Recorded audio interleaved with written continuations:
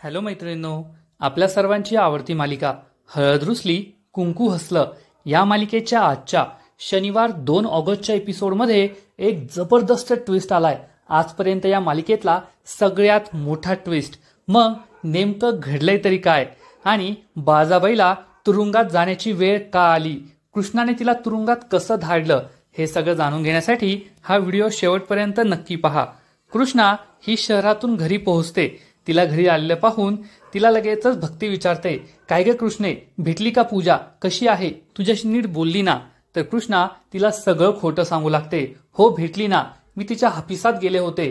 तिचं हापिस तर गगनाला भिडत होतं. तिथं लिफ्ट होती, मी लिफ्टमधून नाही गेले, मी पायऱ्यानेच गेले आणि तेथे गेल्यावर पूजा माझ्याशी खूप गोड बोलली. अगदी आपण लहानपणी वडाच्या पारंब्याला कशी मिठी मारायचो तशीच तिने मला मिठी मारली आणि खर्व सुद्धा मिठक्या मारत खाल्ला. ती खूप खुश होती. असं एकानंतर एक कृष्णा खोटं बोलत असते आणि तिच्या डोळ्यांमध्ये मात्र सत्य दिसत असतं आणि भक्ती हे सत्य पाहते. कृष्णा खोटं बोलते हे भक्तीला समजतं आणि ती तिच्याकडे केविलवाण्या नजरेने एकटक पाहत असते. कृष्णाला हे समजतं की भक्तीला कळलंय आपण खोटं बोलतोय आणि ती आतमध्ये जाऊ लागते. तर भक्ती तिला थांबवते आणि म्हणते, कृष्णे, मी तुला आज नाही ओळखत. तुझ्या ओठांवरचं खोटं आणि डोळ्यातलं खरं मला बरोबर कळतं. ती पूजा तुझ्याशी नीट नाही ना बोलली, ती तुला वाईट बोलली ना? सांग मला नेमकं तिथं काय घडलंय? कृष्णाच्या डोळ्यात पाणी येतं. ती रडू लागती आणि म्हणते, माझ्यावर खूप ओरडली ती. मला म्हणाली तू येथे कशाला आली, असं म्हणून तेथे घडलेल्या सगळ्या गोष्टी ती भक्तीला सांगते आणि ढसाढसा रडू लागते. ती भक्तीला विचारते, भक्ते, माझ्या आयुष्यात कुटुंबाचं सुख नाहीच का? आज इतकी वर्ष झाली, इतके उन्हाळे पावसाळे निघून गेले, तरी पूजाच्या मनात माझ्याविषयी तसाच दुस्साहस आहे. तिला माझा राग आहे. मी असं काय केलंय? आजपर्यंत मी कोणाचंही वाईट केलं नाही, कोणालाही दुखवलं नाही, तरी माझ्याबरोबरच असं का होतंय? मला कुटुंबाचं सुख कधीच मिळणार नाही का? असं म्हणून कृष्णा रडू लागते. भक्ती तिला घट्ट मिठी मारते आणि शांत बसवते. तर दुसरीकडे जयकांत हा त्याच्या काही गुंडांना घेऊन कृष्णाच्या शेतात पोहोचतो. या गुंडांच्या हातात मशाली असतात आणि आता कृष्णाच्या शेताला आग लावायची असं जयकांतने ठरवलेलं असतं.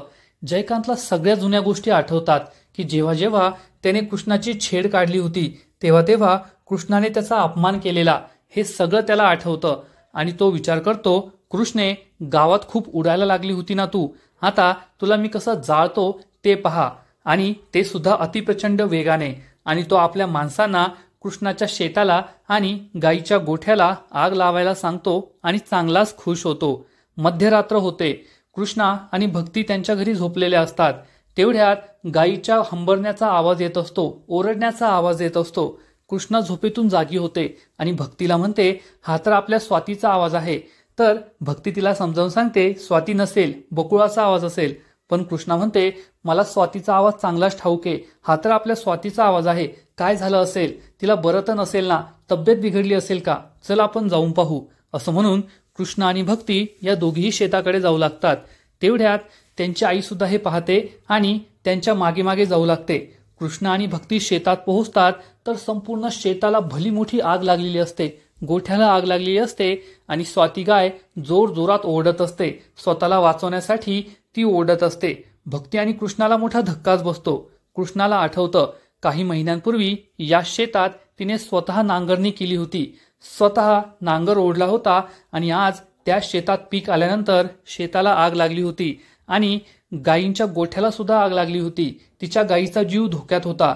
तेवढ्यात सावित्रीही तेथे येते आणि जोर जोरात रडू लागते, हे देवा, हे काय झालं आमच्याबरोबर, हे काय झालं, आमच्या शेताला कुणी आग लावली? कृष्णा सुद्धा रडत असते, भक्तीही रडत असते. तेवढ्यात भक्तीला स्वाती गाय दिसते आणि ती कृष्णाला म्हणते, आपल्या गायीच्या गोठ्याला आग लागलीये, स्वातीला वाचवणं अशक्य आहे. कृष्णा म्हणते, नाही, मी माझ्या स्वातीला काहीच होऊ देणार नाही, मी तिला वाचवते. तर भक्ती आणि गावकरी हे कृष्णाला पकडतात आणि म्हणतात, वेडेपणा करू नको, आतमध्ये जाऊ नको, नाहीतर तुझा जीव जाईल. सावित्री पुढे येते आणि म्हणते, गेला तर गेला कृष्णाचा जीव, परंतु त्या स्वाती गायीवर आमचं कुटुंब चालतंय, तिला वाचवायलाच पाहिजे. असं म्हणून ती कृष्णाला आतमध्ये जायला सांगते. कृष्णा ही स्वाती गायसाठी चक्क आगीने जळत असलेल्या शेतामध्ये जाते. सगळे गावकरी तिला थांबवत असतात, पण कृष्णा कोणाचं काहीच ऐकत नाही. गावकरी कृष्णा कृष्णा अशी हाक मारतात तर सावित्री मात्र स्वाती स्वाती अशीच हाक मारत असते. कृष्णा ही कशीबशी गायीच्या गोठ्यात पोहोचते, परंतु संपूर्ण गोठ्याला आग लागलेली असते आणि धुराचे रोट सगळीकडे येत असतात.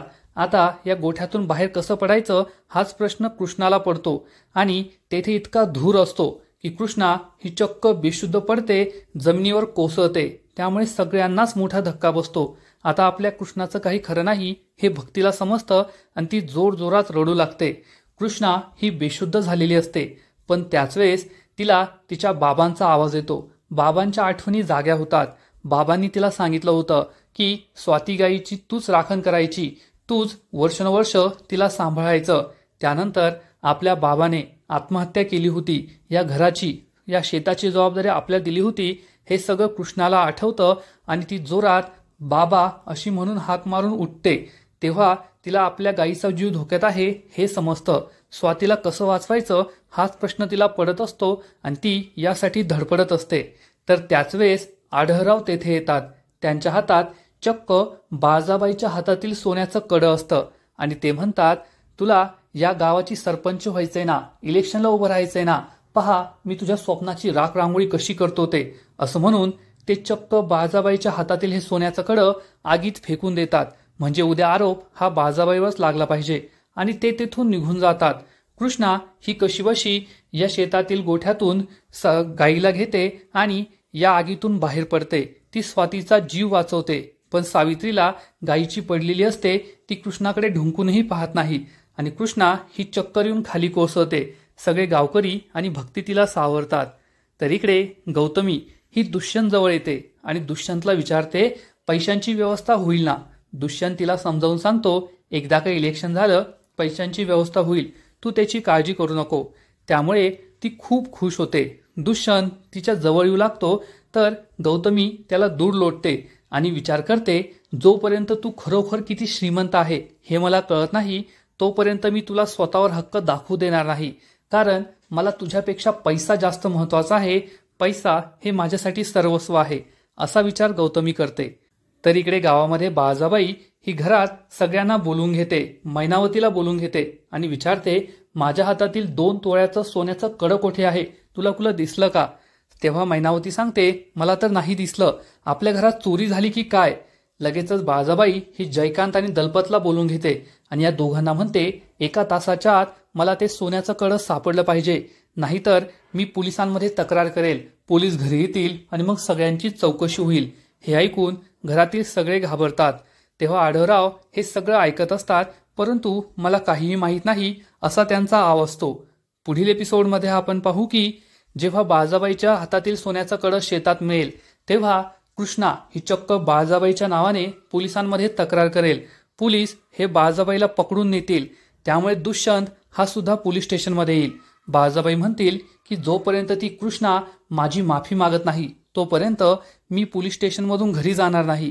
तेव्हा दुष्यंत हा रागारागाने कृष्णाच्या घरी येईल, तिला ब्लँक चेक देईल आणि म्हणेल, तुला जेवढी रक्कम हवी आहे तेवढी रक्कम यामध्ये भर, परंतु पोलीस स्टेशनमध्ये येऊन माझ्या आईची माफी मागायची, त्याशिवाय मी तुला माफ करणार नाही.